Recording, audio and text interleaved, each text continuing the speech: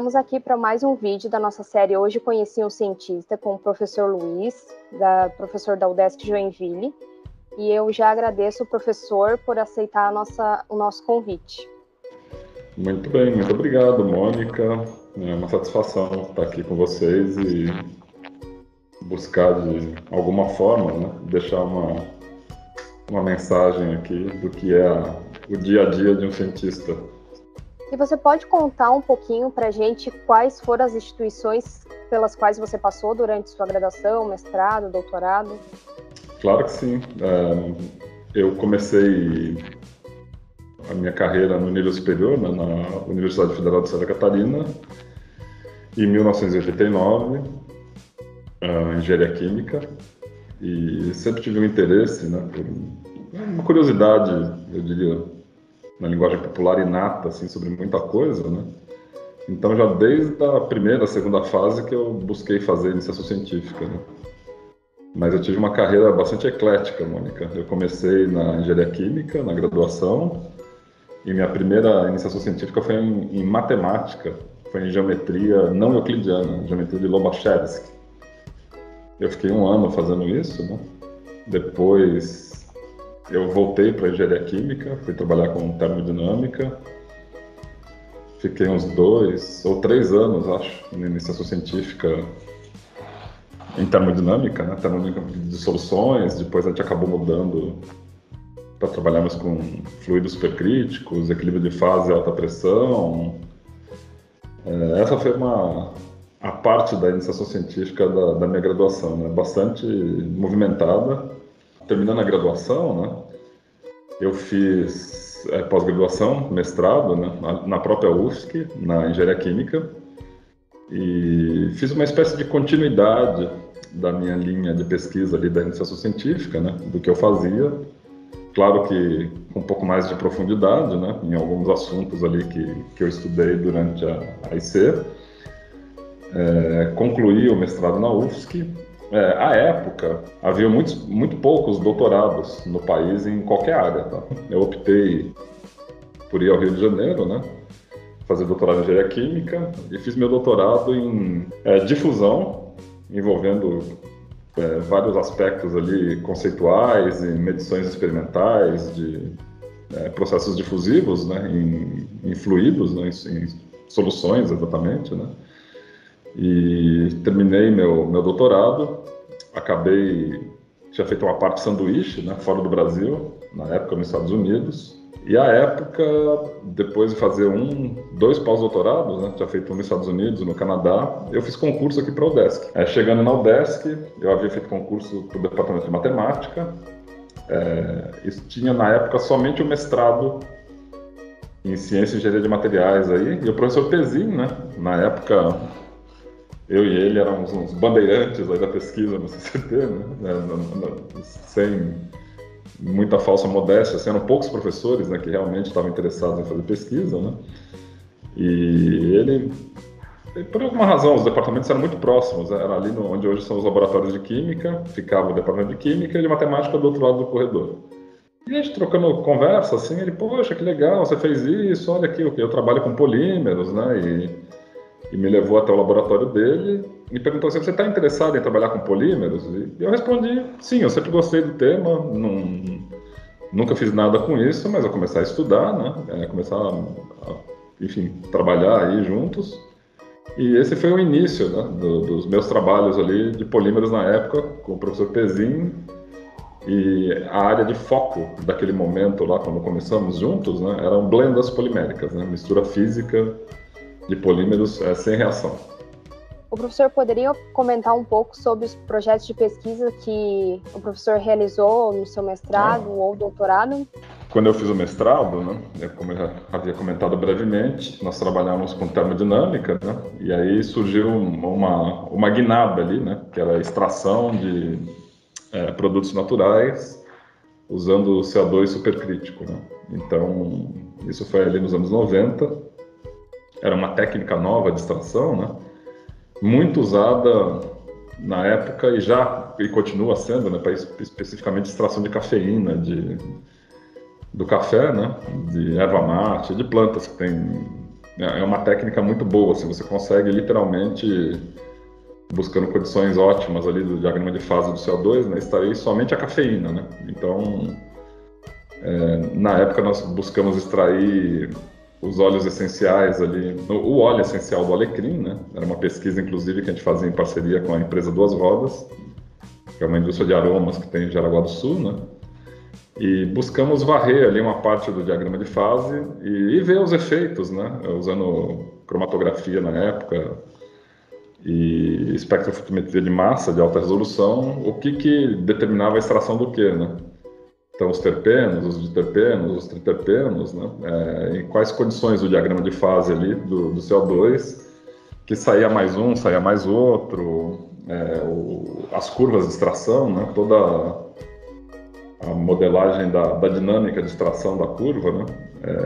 Também eu fiz isso, era escoamento meio poroso, e usamos também algumas equações aí para fazer previsão do diagrama de fase, né? De alguns compostos chaves ali do óleo de alecrim com o CO2, né? Aí no doutorado o tema de pesquisa foi difusão, a ideia era descrever o processo difusivo em fluidos supercríticos, especialmente na região crítica, né,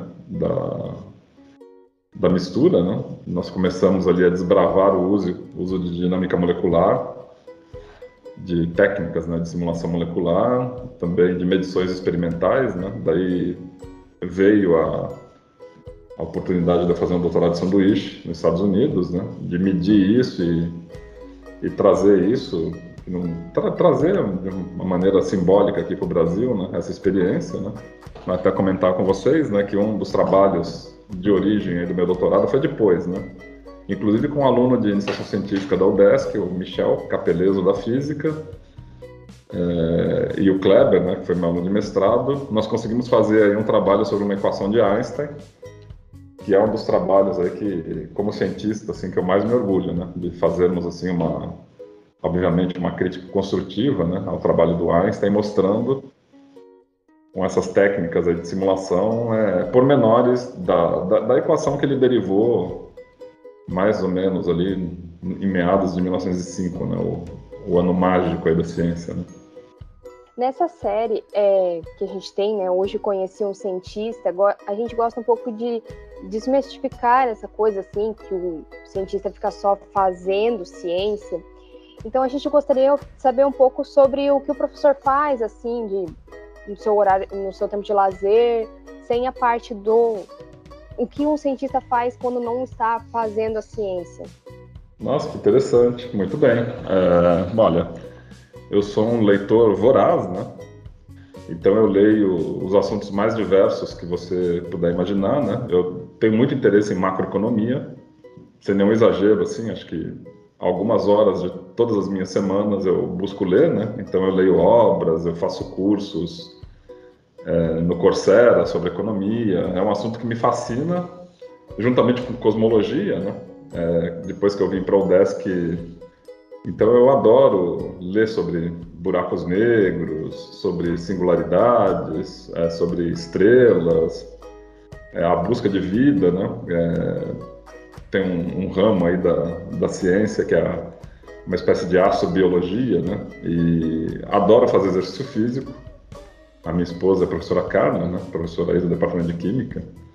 Então, tenho uma predileção, assim, por atividade física, né? Busco correr, me alongar, fazer musculação. Adoro fazer caminhadas, né?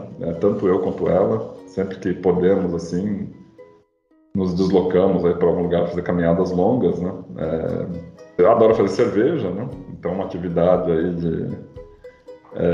também com mais tecnologia do que muita ciência, né? Um pouquinho de ciência, mas cerveja também é um hobby que me motiva bastante, né? Gosto disso.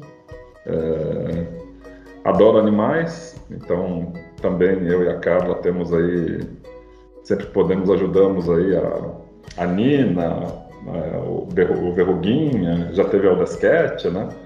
A gente participa aí de auxílio ao abrigo animal, à adoção, O professor poderia nos deixar um recado para quem está nos assistindo agora, né, quem acompanha o Cientificidade, que provém da escola pública e quer se tornar um cientista? Olha, sem dúvida. Eu deixo uma mensagem para vocês aqui que vocês tenham bastante otimismo.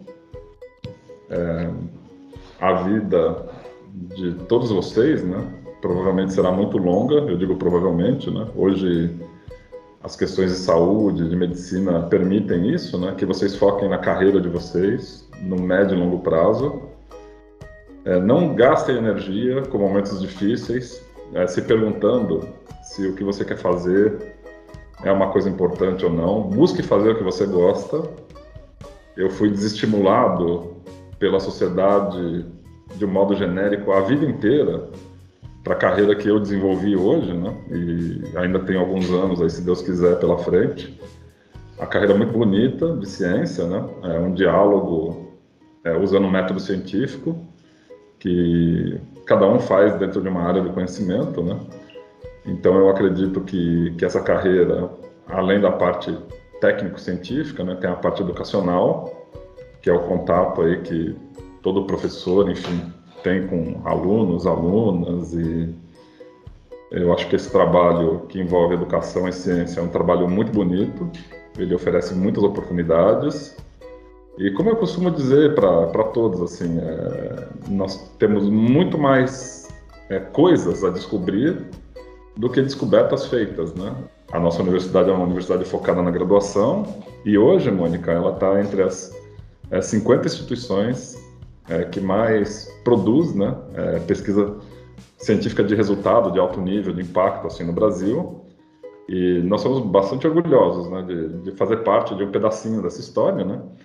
E deixo essa mensagem para vocês. Acreditem no que vocês fazem, acreditem com paixão mesmo, né? É uma carreira que precisa disso, né? E é uma carreira de longa duração. Nós agradecemos novamente o professor, né, por estar disponível para essa entrevista. E para quem ainda acompanha o Cientificidade, a gente deixa aqui que continuem acompanhando. Parabéns aí para vocês. Um abraço, tá? Contem sempre comigo aí. Tchau. Tchau.